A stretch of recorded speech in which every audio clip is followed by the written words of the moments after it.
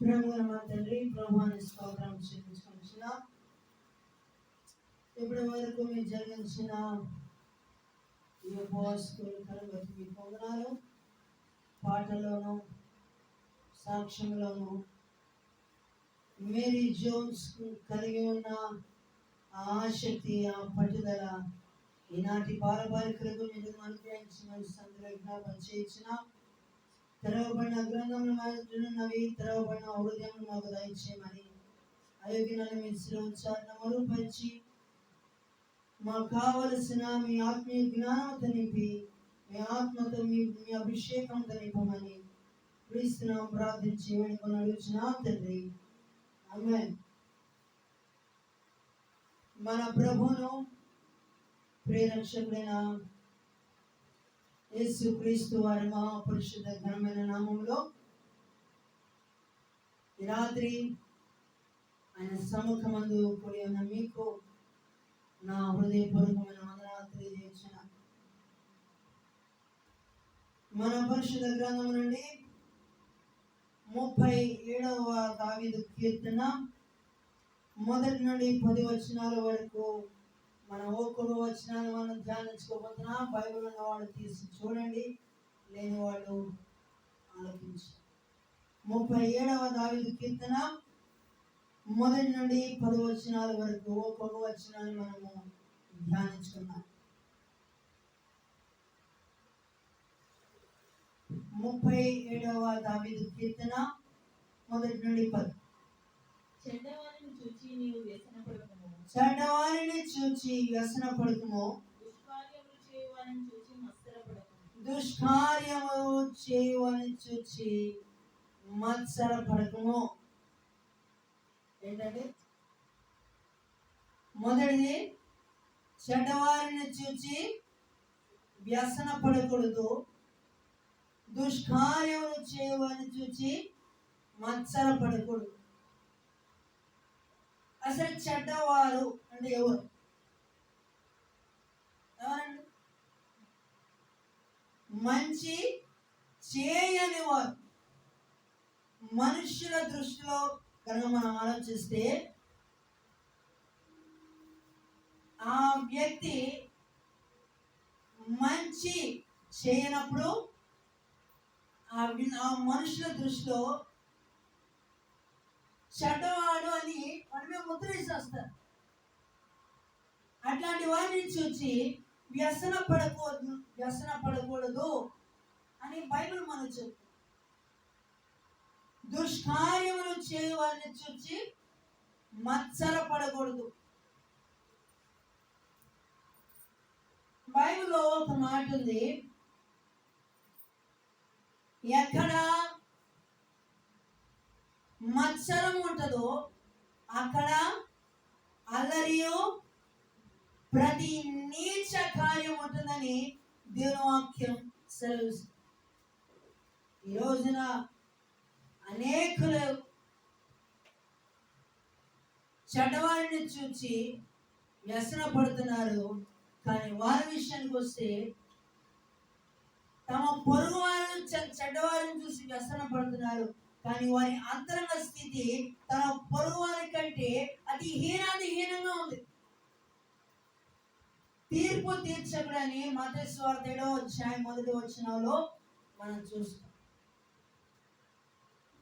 గమనించండి, దుష్కార్యములు, దుష్టమైన దుష్ట కార్యములు చేసే వారిని చూచి మత్సరపడకూడదు.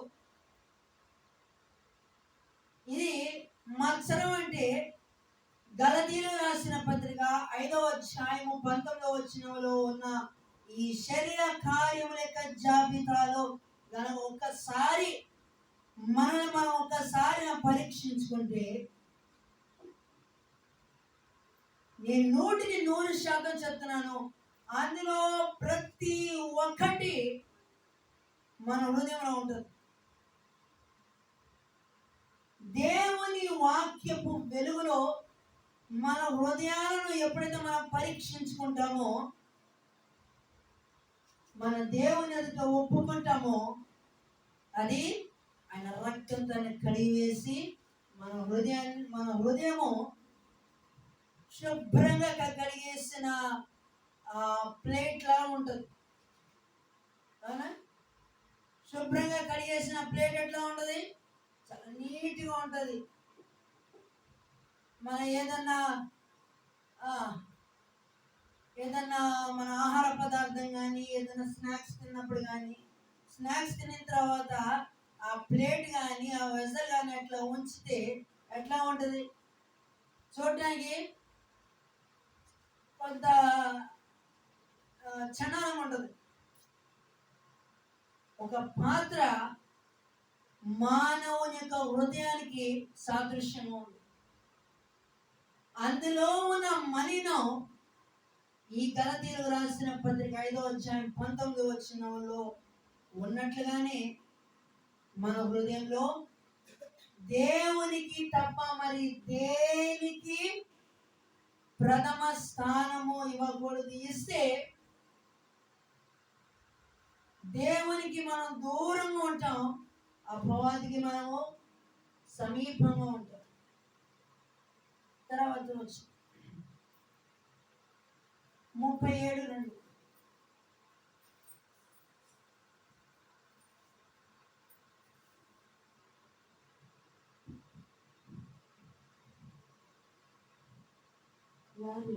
వారు గడ్డి వలె త్వరగా ఎండిపోదురు,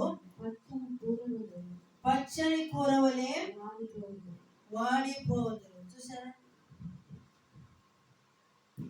ఏంటంట? వారి గడ్డి వలె త్వరగా ఎండిపోతారంటే ఈ మాట ఏదో ఇప్పుడు ఒకప్పుడు పిల్లలు చదువుకున్న టెక్స్ట్ బుక్ లాగా చదువుకుంటే దేర్ ఇస్ నో యూస్. ఒక మాట ఉందంటే ఆ మాటలో ఎంత ఎంత శ్రేష్టమైన అర్థం ఉందో మనం గమనించాలి. వారు గడ్డి వలె త్వరగా ఎండిపోదురు. ఇది మానవుని జీవితానికి ఒక చక్కటి సాదృశ్యం కనబడుతుంది మనకు. వారు పచ్చని కూర వలె వాడిపోతారు. ఇప్పుడు ఎవరైనా మార్కెట్కి వెళ్ళి ఆకుకూరలు కనుక తెస్తే ఈ అన్ని ఆకుకూరలు త్వరగా వాడిపోయేది ఏం చెప్పండి? అంటే త్వరగా వాడిపోయేది అలా ఉంటే అయితే వారు పచ్చని కూర వలె త్వరగా వాడిపోతారు. చూసారా? అంటే మానవుని యొక్క జీవితాన్ని ఒక పచ్చని కూరతో పోల్చి చెప్పబడింది. అవునా? మానవుని యొక్క జీవితం ఇక్కడ 2 విధాలుగా మానవుని జీవితంలో పోల్చి చెప్పబడింది. ఒకటి ఎండిపోయిన గడ్డితో, మరికొకటి పచ్చని కూరతో. గమనించండి. అందుకని నీ జీవితం విలువైనది, నరులారా తిరిగి రమ్మని సెలవైంది. అందుకనే పాట కూడా ఉంది. ఈ జీవితం విలువైనది, నరులారా రండని సెలవైనది. ఈ జీవితం విలువైనది, నరులారా రండని సెలవైనది, దేవుని సెలవైనది అని ఒకసారి ఆలోచించండి. ఇంతలోనే కనబడి అంతలోనే మాయమైపోయే ఆవిరి వంటి జీవితానికి ఈనాటి మానవుడు దేని కొరకు ప్రాకులాడుతున్నాడండి? ఈ రోజున మానవుడు దేవుని సహాయము లేకుండా ఎంత ఆ ప్రయాస అంతా వృధా అయిపోతుంది. అందుకని ప్రభునందు మీ ప్రయాస వ్యర్థము కాదు అని బైబిల్లో స్పష్టంగా రాయబడింది. మనం దేవుని కొరకు ప్రయాస పడితే, దేవుని కొరకు మన స్థిరంగా నిలబడితే, దేవుని కొరకు ఎన్ని అవమానాలకైనా మనం ధైర్యంగా తెగించి నిలబడితే, నేటి నిందలే, నేటి అవమానాలే మనం ఎంత మేలు చేసినా ఎదుటివాడు మనకు కీడు చేస్తున్నాడంటే ఒక్కడి గమనించాలి. మనం నమ్ముకున్న జీవము గల దేవునిలో ఉన్న ప్రత్యేకతను గమనించడానికి వాడికి సమయం ఆరంభమైంది. ఆమేన్. నా ప్రియమైన సహోదరులారా, గమనించి ఆయన మంచివారి మీదను చెడ్డవారి మీదను తన నీతి సూర్యుని ఉదయింపజేసి నీతిమంతుల మీదను అనీతిమంతుల మీదను తన వర్షమును కుమ్మరించేది. దేవుడికి లేని పక్షపాతం మనుషులకి ఎందుకండి? ఈ రోజున మనుషుల యొక్క స్వభావం అట్లాగే ఉంది. నా ప్రియమైన సహోదరుల, మనుషులకి పక్షపాత బుద్ధి ఉండొచ్చు, కానీ మనం ఆరాధిస్తున్న జీవం గల దేవుల్లో ఎంత మాత్రము పక్షపాతం లేదు. ఆయన దగ్గర ఎంతటి ఘోర పాపికైనా ఆయన దగ్గర క్షమాపణ ఉంటుంది. ఎంతటి ఘోరమైన పాపికైనా, ఎంతటి దౌర్భాగ్యుడికైనా, ఎంతటి దౌర్భాగ్యురాలికైనా, ఏ అర్హత లేని వారికైనా ఆయన చెంత చేరు వారికి, ఆయనను ఆశ్రయించే వారికి ఆయన ఏ మేలు కొదువుగా చేయడు. ఒక మాటలు చెప్పాలంటే, నా ఎద్దుకు వచ్చు అని నేనంత మాత్రము త్రోసివేసే దేవుడు కాదు. ఈ రోజున మన ఇంటికి ఎవరైనా వస్తే, వామో ఈడొచ్చాడు ఎవరు, వరే బాబు పోరానైనా మేము లేవులే పో అని చెప్పి కొంతమంది అట్లా వస్తారు. వీళ్ళు ఇట్లా తలుపులు వేసి ఇంటికి తలుపుకి గడిపెట్టి తాళం వేసి వెళ్ళిపోతారు. కాసేపట్లో వస్తారనగా నీకు ఎంటర్ తాళం వేసుకొని వెళ్ళిపోతారు. అయిష్టం. ఈనాడు మనుష్యుల యొక్క హృదయాలలో పట్టి పీడిస్తున్న అతి భయంకరమైన వ్యాధి ఏంటంటే వ్యసనం. అవునా కదండి? ఈ రోజున మనిషిని పట్టి పీడిస్తున్నది భయంకరమైన వ్యాధి. అన్ని వ్యాధులలో అతి భయంకరమైన వ్యాధి ఏదైనా ఉన్నది అని అంటే అది వ్యసనం. నా ప్రియమైన సహోదరులారా, గమనించండి. ఈ రోజున గుండెలు మీద చేసుకొని చెప్పగలరా? ఈ రోజు నా హృదయంలో ఎట్లాంటి వ్యసన బుద్ధి లేదు, పక్షపాతి బుద్ధి లేదు. ఒకడు ఎదుగుతున్నప్పుడు నేను వ్యసన పడడం లేదు అని ఎవరైనా చెప్పగలరా? ఎవరు చెప్పరు. కానీ అట్లాంటి మనస్సు నీవు నేను కలిగి ఉండాలని ఆయన ఆశపడుతున్నాడు. కానీ అపవాది మాత్రం పొరపాటున దేవుని దగ్గర చేరితే, ఆయనకు సమీపంగా చేరినంత కాలము మనకి శ్రమలే. కానీ శ్రమలో కూడా దేవుడు కాపుదల ఉంటుంది.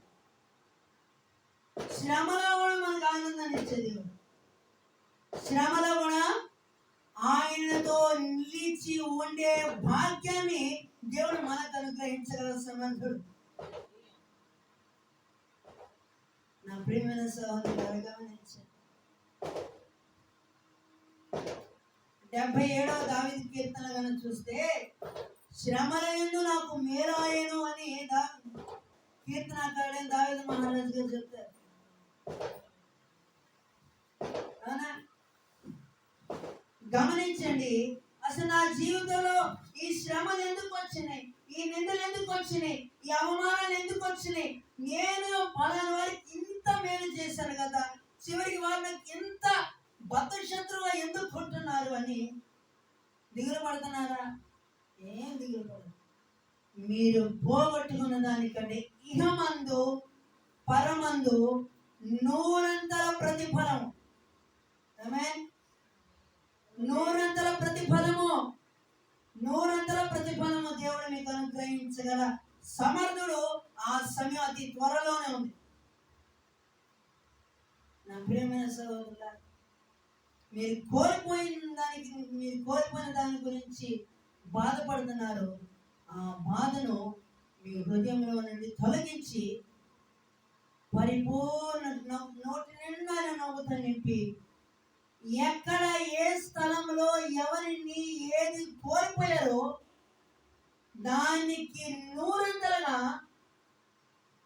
దేవుడు మిమ్మలను అంచెలంచెలుగా దేవుడు లేపి నిలబెట్టి మీరు దేవుని చేత ఆశీర్వదించబడిన వారు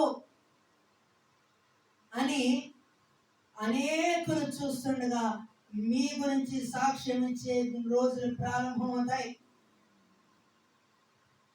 తర్వాత వచ్చింది 37:3. యెహోవా యందు నమ్మిక ఉంచి మేలు చేయుము, దేశమునందు నివసించి సత్యము అనుసరించుము. ఈ రోజున మన దేశంలో నిజంగా ఒక్కసారి ఆలోచిస్తే మన దేశంలో నిజంగా సత్యం ఉన్నదా? న్యాయం ఉన్నదా? ఎక్కడ చూసిన లంచం. అవునా కదా? వార్తల్లో, వార్తాపత్రికల్లో మనం చూస్తున్నాం. ముఖ్యంగా రాజకీయ నాయకులని పిలువబడుతున్న వారు దీని విషయంలో ఎన్నో సమస్యల్లో పోలీసుల చేతిలో ఇరుక్కుంటున్నారు.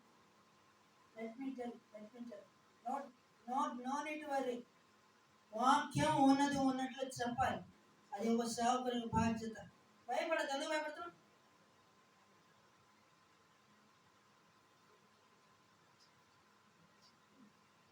నా ప్రియమైన సహోదరులారా, గమనించండి.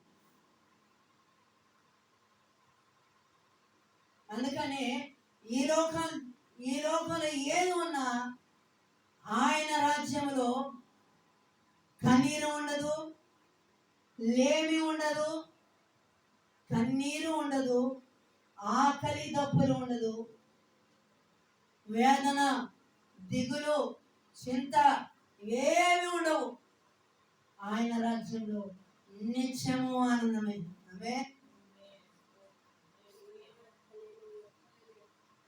ఆయన రాజ్యంలో ఏముంటది? నిత్యము ఆనందమే, నిత్యము సంతోషమే. ఆ నిత్యమైన సంతోషం ఆయనతో పాటు ఆయనతో సంతోషించే ఆ శుభప్రదమైన దినము కొరకు మనం ఎదురు చూడాలి. ఎందుకంటే ఇప్పుడు చూస్తున్న ఈ లోకము ఇది మనది కాదు. మనం ఈ లోకంలో పరదేశులము, యాత్రికులం వరకే. ఈ మన ఆత్మీయ ప్రయాణంలో ఎన్నో అడ్డుమండలు వస్తాయి, ఎన్నో నిందలు వస్తాయి, అవమానాలు వచ్చారని. నింద వచ్చిందా? నిందకు ప్రతిగా భూదండనిచ్చే దేవుని వైపు. అవమానం వచ్చిందా? అవమానమునకు ప్రతిగా రెట్టింపు ఘనతనిచ్చే దేవుని వైపు చూచాలి. ఆమేన్. దేవుని వైపు చూడు.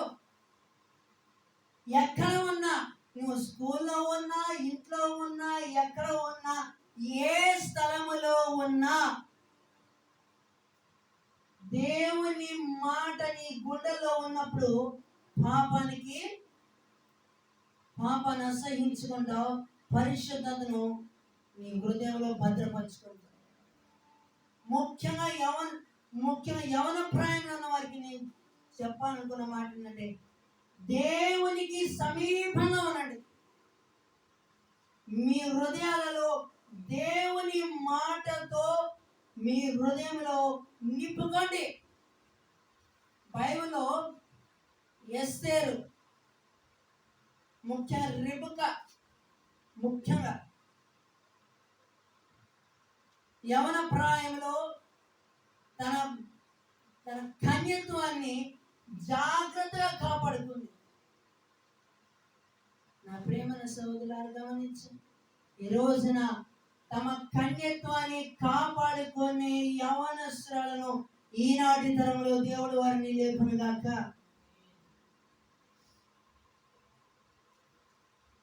మీ హృదయాలలో దేవుని వాక్యముతో నింపుకోండి.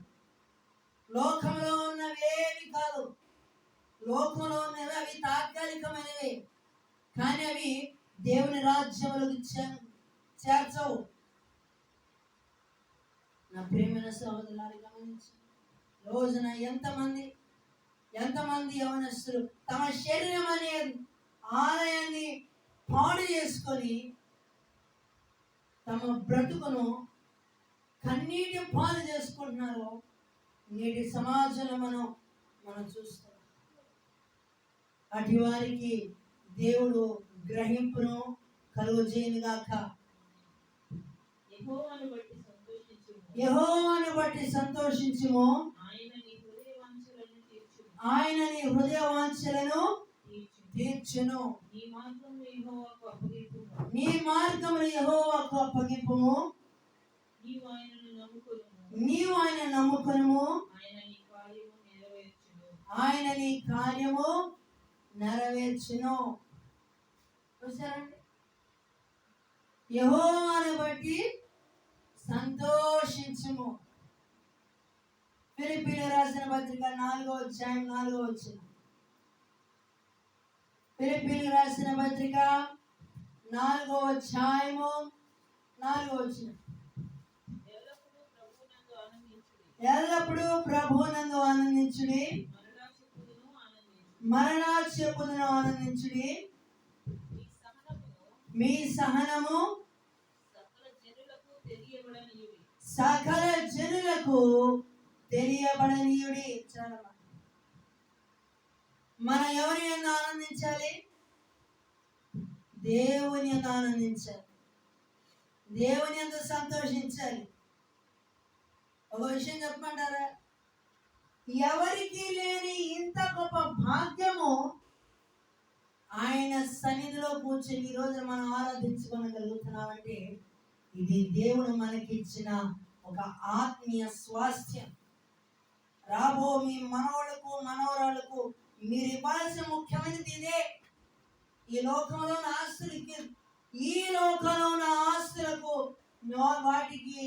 వాటి మీద ఎట్లాంటి క్షేమము లేదు, సెక్యూరిటీ లేదు.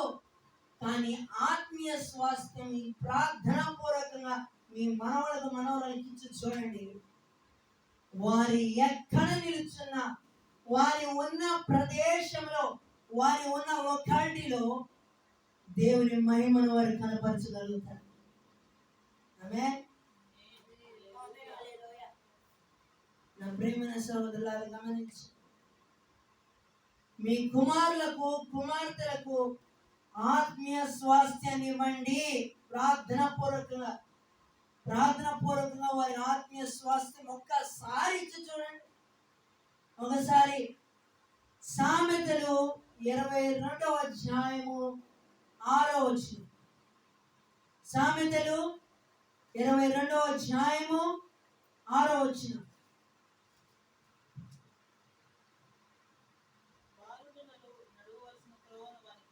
బాలుడు నడవవలసిన త్రోవను వానికి నేర్పుము,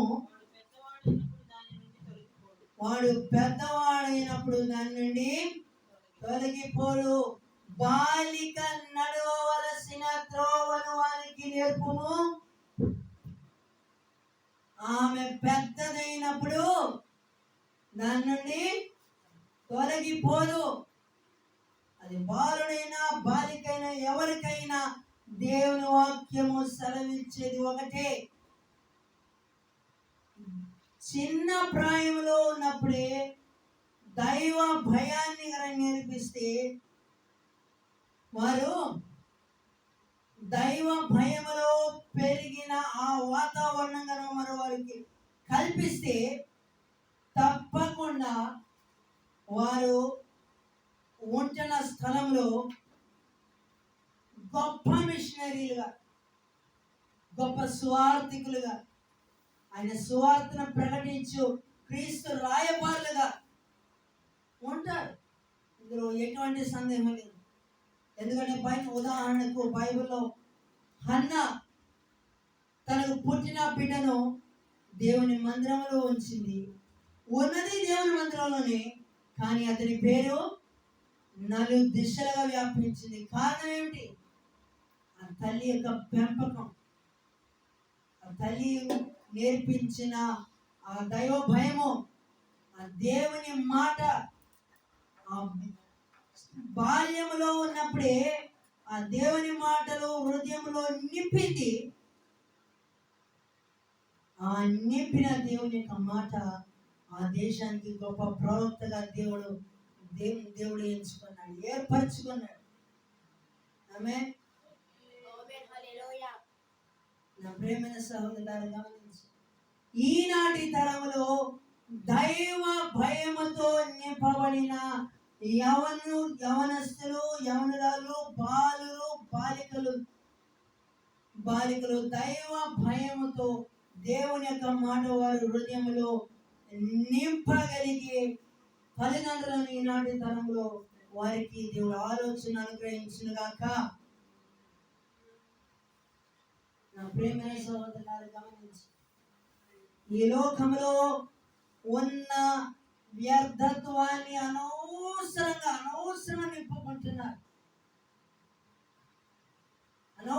నింపుకుంటున్నారు. నింపుకోవాల్సింది ఒకటి, జీవము గల దేవుని మాటను హృదయంలో నింపుకొని ఒక్కసారి గమనించండి. వారిలో మీరు ఎన్నడూ చూడని గొప్ప మార్పు మీ కనులారా మీరు చూస్తారు. దేవుని వాక్యము మనిషి యొక్క జీవన శైలిని మారుస్తుంది, వాళ్ళను ప్రవర్తన మారుస్తుంది, వారు ప్రవర్తించే విధానాన్ని మారుస్తుంది, వారు మాట్లాడే విధానాన్ని మారుస్తుంది. దేవుని వాక్యము ఇది కట్ట కాదు, కథల పుస్తకం కాదు, పిల్లలు చదువుకునే టెక్స్ట్ అంతకంటే కాదు. దేవుని మాట ఆయన సెలవిస్తే ఎంతటి జ్ఞాని అయినా, ఎంతటి మేధావి అయినా, ఎంతటి సైంటిస్ట్ అయినా దేవుని మాటకు తల వంచాల్సిందే. అక్కడ దాకెందుకు? థామస్ అల్వా ఎడిసన్, ఈరోజున మనం ఈ బల్బుల కింద కూర్చొని ఈరోజు మనం బైబిల్ చదువుకున్నామంటే, మన పని మనం చేసుకున్నామంటే, ఈ రోజున పిల్లలు కూడా కూర్చొని చదువుకున్నారంటే ఆ బల్బుని కనిపెట్టినవారు థామస్ అల్వా ఎడిసన్. ఆయన చెప్పిన వాటిని ఏంటో తెలుసా? దేవుని నన్ను వెలిగించాడు, నేను ప్రపంచాన్ని వెలిగించాను. గమనించారా? ఆ వెలిగించడానికి జ్ఞానం ఇచ్చింది ఎవరు? దేవుడేనా? అక్కడ దాకా ఎందుకు? స్టీమ్ ఇంజన్ కనిపెట్టింది ఎవరు? James what. అక్కడి నుంచి మనకు రైల్వే సిస్టమ్ స్టార్ట్ అయింది. టెలిఫోన్ కనిపెట్టింది ఎవరు? Alexander Graham bell. వాళ్ళ భార్య పేరు హలో. ఈ రోజున ఫోన్ ఇస్తే ఫస్ట్ పేరు ఎత్తేది ఆవిడ పేరే. ఆవిడ పేరు యావత్తు ప్రపంచం అంతా వాడుతుంది. ఆ విషయం తెలుసా మీకు? దేవుని విజ్ఞానం, దేవుడు శాస్త్రవేత్తలకు జ్ఞానం ఇవ్వనిదే ఇట్లాంటి పరికరాలు వారు కనిపెట్టలేరు. కనిపెట్టగలరా? కనిపెట్టలేరు. నా ప్రియమైన సహోదరులను గమనించి, అసలు బైబిల్ని కనిపెట్టినవారు జోహానస్ గుటెన్బర్గ్. అసలు ఫస్ట్ బైబిల్ ప్రపంచమంతటా అధికమైన సంఖ్యలో అమ్ముడు పోతున్న ఏకైక సజీవమైన గ్రంథము ఏదైనా ఉన్నది అని అంటే అది పరిశుద్ధమైన గ్రంథం అని ప్రభునందు అతిశయించి మరి చెప్తున్నాను. ఆమేన్.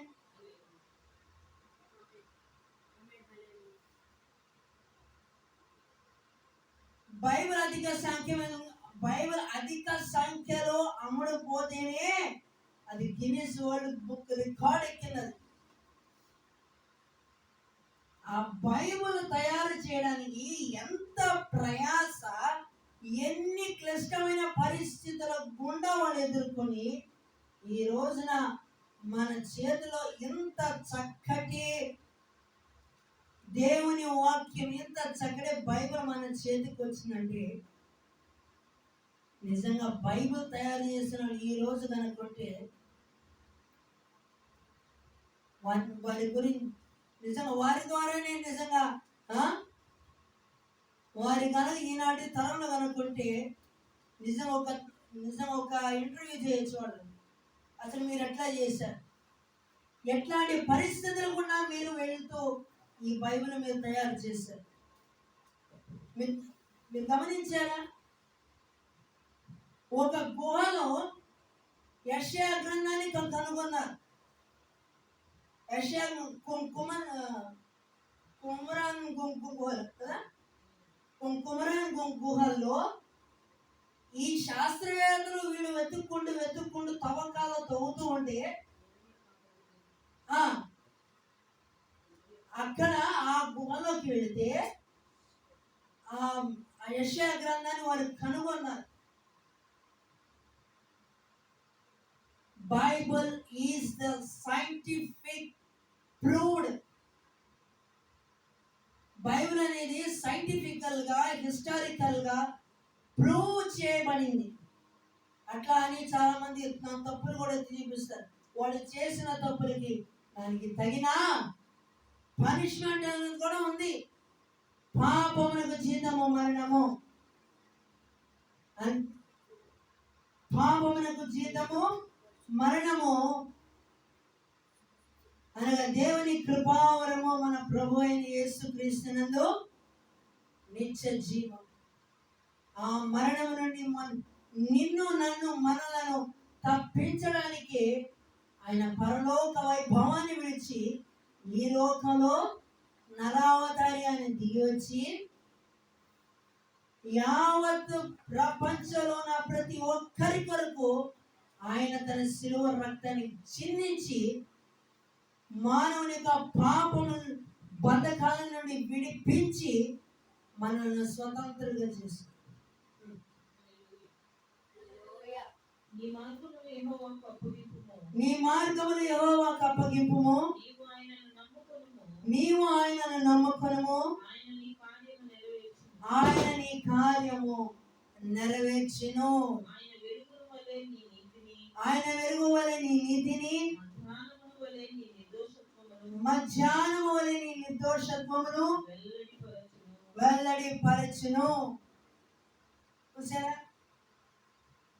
ఉదయం వలె నీ నీతిని, మధ్యాహ్నము వలె నీ నిర్దోషత్వమును వెల్లడి చేస్తాడు. అంటే ప్రకటన చేస్తాడు, అనౌన్స్ చేస్తాడు. ఆయనలో అంత గొప్పతనం ఉంది, ఆయన అంత ప్రత్యేకత ఉంది. ఆయనలో అంత ప్రత్యేకత ఉన్నది కాబట్టి ఈనాటి సేవకులని పిలువబడుతున్న వారు ఆయనను గురించి ప్రభునందు అతిశయిస్తూ మరి ధైర్యంగా చెప్పగలుగుతున్నారు. ఆమేన్. ప్రియమైన సహోదరులారా, ఈ రోజున ప్రభువారు మనతో మాట్లాడే మాట వ్యసన పడకము, అది కిడికే కారణము. ఈ రోజున ఎవరైతే వ్యసన పడుతున్నారో ఆ వ్యసనము వారి హృదయాలలో నుండి దేవుడు తొలగించుగాక. ఒక సేవకుడు, ఒక వాక్య పరిచారకుడు, ఆ మనిషి ఎట్లాంటి వాడైనా పర్వాలా, కానీ ఆ సేవకుడు యొక్క నోటి నుండి శాపనార్థమైన మాటలు రావు. దీవెనతో కూడిన మాటలు వస్తాయి. ఎంత బాధ పెట్టినా, ఎంత దూషించినా, ఎంత హీనపరచ మాట్లాడినా మౌనంగా తల వంచి, ప్రభువా మీరేం మాట్లాడుతున్నారో వీరికి తెలియదు, నేను క్షమించి. క్రీస్తు యేసు కలిగిన ఈ మనసు మీరు కలిగి ఉండమని దేవుని వాక్యం సెలవిస్తుంది. అటువంటి మనసు ఈ రాత్రి ఈ వర్తమానము ఆలకించిన ప్రతి వారి హృదయాలలో ఆయన మనసు కలిగి ఉండటకు దేవుడు సహాయం చేయగాక.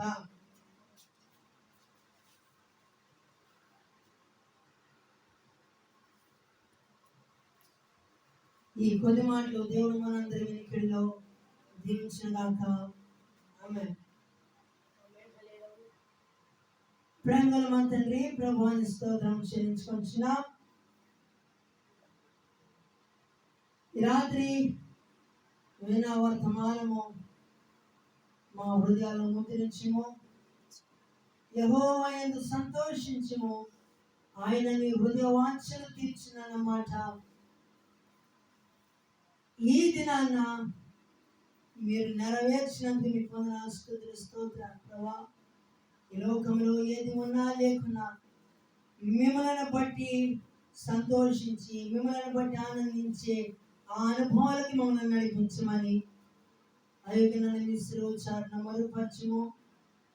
మరుగుపరిచి ఇప్పటి వరకు మీ బలిష్టమైన హస్తం క్రింద మీరు వాడుకుంటున్నందుకై మీకు వందనాలు, స్తుతులు, స్తోత్రాలు. ఇంకా రాబోతున్నలలో ఇప్పటికంటే మరింత బలమైన సాక్షిగా వాడుకొనమని. అయ్యా, ఇది మా ఇష్టము కాదు, మా చిత్తము కాదు, సమస్తము మీ చిత్తమే మా జీవితంలో సిద్ధించినట్లు మీ పరిశుద్ధాత్మపరమైన కార్యములు జరిగించమని క్రీస్తునామమున ప్రార్థించి వేడుకొని అడుగుచున్నాం తండ్రి. ఆమేన్.